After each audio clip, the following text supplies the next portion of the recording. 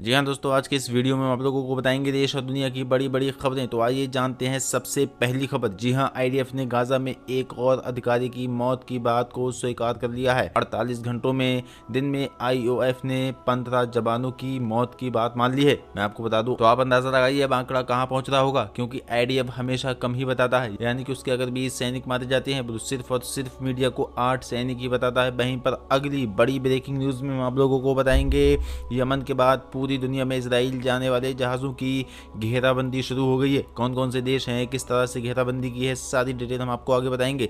वहीं पर अगली बड़ी खबर में आप लोगों को बताएंगे कि यमनी हौतीस और अमेरिका के बीच पहली सीधी झड़प। क्या हुआ है, क्या मामला है, सारी खबर इस वीडियो में आप लोगों को बताने वाले हैं। इसलिए इस वीडियो को आप लोग पूरा जरूर देख लें, और अगर पहली मर्तबा चैनल पर आए हैं तो चैनल को सब्सक्राइब जरूर कर लें, क्योंकि हम आप लोगों को देते हैं 10 मिनट में ज्यादा से ज्यादा बड़ी खबरें। वहीं पर अगली ब्रेकिंग न्यूज में हम आप लोगों को बताएंगे हमास की कैद से रिहा होने वाली इजरायली कैदी। गजा के भीतर हमारे गार्ड अपनी जान पर खेल कर रहे हैं हमारी रक्षा। जी हाँ दोस्तों, जब ये आप जानेंगे तो यकीनन आप भी हैरान रह जाएंगे जब हमास और गाजा के मुजाहिदीन की जो दिलजोई है उसको देखकर। वहीं पर अगली बिग ब्रेकिंग न्यूज में हम आप लोगों को बताएंगे कि इजराइल ने गाजा में 24 घंटे में 20 को मौत के घाट उतारा। जो बाइडेन ने आनन फानन में नेतन्याहू को फोन लगाया। क्या क्या हुई फोन पर बात, क्या क्या मसला हुआ, सारा कुछ आज की इस वीडियो में हम आप लोगों को बताने वाले हैं। जी हाँ दोस्तों, तो आज की खबरों को विस्तार से आप लोगों को बताता हूँ। जी हाँ, यमन के बाद पूरी दुनिया में इजराइल जाने वाले जहाजों की घेराबंदी शुरू हो गई।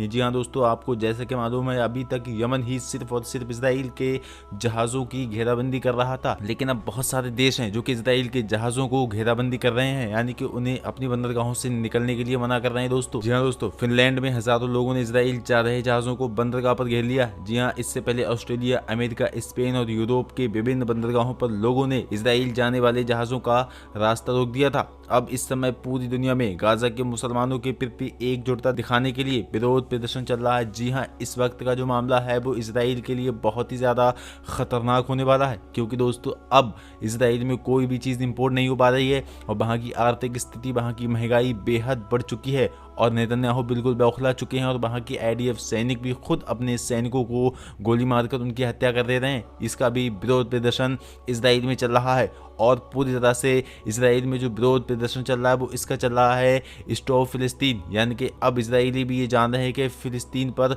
जुल्म हो रहा है, लेकिन नेतन्याहू और आईडीएफ अभी भी जो है लगातार गाजा पर जुल्म कर रही है दोस्तों। वहीं पर अगली खबर में आप लोगों को बता दूं, यमनी हौतीस और अमेरिका के बीच पहली सीधी झड़प। जी हाँ दोस्तों, संयुक्त राज्य अमेरिका ने यमन की समुद्री सीमा पर सैन्य जहाज भेजे हैं। मैं आपको बता दूं, इजराइल पर यमन के हौती हमलों से जहाजों को बचाने के लिए आज एक अमेरिकी जहाज से यमन के हौतीस के जासूसी ड्रोन पर मिसाइलें दागी गई हैं। वहीं पर आपको बता दूं, अमेरिका मीडिया के मुताबिक यमन के हौतीस ने 4 बमबर्षक ड्रोन से अमेरिका विमान पर हमला कर दिया है, जिन्हें अमेरिका ने मिसाइलों से मार गिराया। यमन के हौतीस के प्रवक्ता के अनुसार संयुक्त राज्य अमेरिका ने इजराइल की खातिर लाल सागर में दुनिया के समुद्री व्यापार के लिए खतरा पैदा कर दिया है। जी हाँ दोस्तों, वहीं पर आपको बता दूं, अमेरिका मीडिया न्यूयॉर्क टाइम्स की रिपोर्ट के मुताबिक संयुक्त राज्य अमेरिका ने भी अभी तक यमन के हौतीस पर हमला करने का फैसला नहीं किया है, क्योंकि संयुक्त राज्य अमेरिका खतरे में है। इससे पूरे क्षेत्र में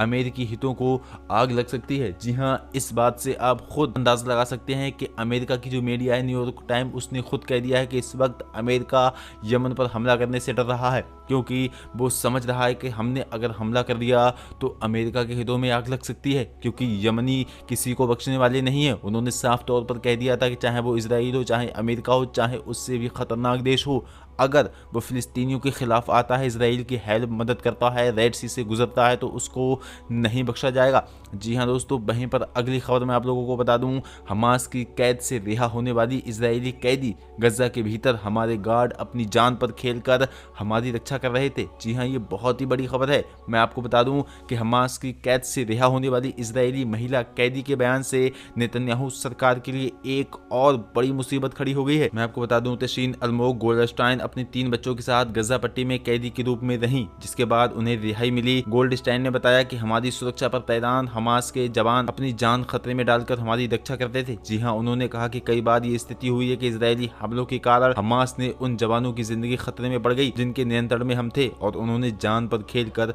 हमारी हिफाजत की। जी हाँ, अलमोग ने अपनी बेटी के साथ मीडिया से बात करते हुए कहा, हमास ने जो पहरेदार हमारे लिए रखे थे उनके लिए हमारी जिंदगानियां बहुत अहम थी। हम लोग ने कहा कि हमने कई बार उनसे पूछा कि अभी हमें कत्ल करने का इरादा रखते हैं, तो उनका जवाब था कि आपके मरने से पहले हम मरेंगे। ये बहुत ही बड़ी खबर है दोस्तों। ये पूछे जाने पर कैद में उन्होंने अपना समय कैसे बिताया, हम लोग ने कहा मैं अपने बच्चों के साथ खेलती थी और मेरी बेटी ओगाम पूरे समय एक्सरसाइज करती रहती थी। जी हाँ दोस्तों, हम लोग ने बताया कि हमास के गार्ड ने मेरी बेटी से पंजा भी लड़ाया, लेकिन अपने हाथ पर उसने रुमाल रख लिया था, क्योंकि बगैर औरत को छूना दीन के एतबार से हराम समझते हैं। जी हाँ दोस्तों, ये बहुत ही बड़ी ब्रेकिंग न्यूज है। जी हाँ दोस्तों, अब आप लोग हमास के मुजाहिदीन का अखलाक समझ ही सकते हैं। हम लोग ने अपने छोटे बेटों के बारे में बताया कि वे दिन भर ड्राइंग करते रहते थे और दूसरे खेलों में अपने समय को गुजारते थे। याद रहे कि हमास ने पकड़े गए कैदियों में से 50 को रिहा किया और उनके बदले 150 फिलिस्तीनियों को इजरायली जेलों से रिहा करवाया था, और जो लोग वहां से आए थे रिहा होकर, उनकी हालत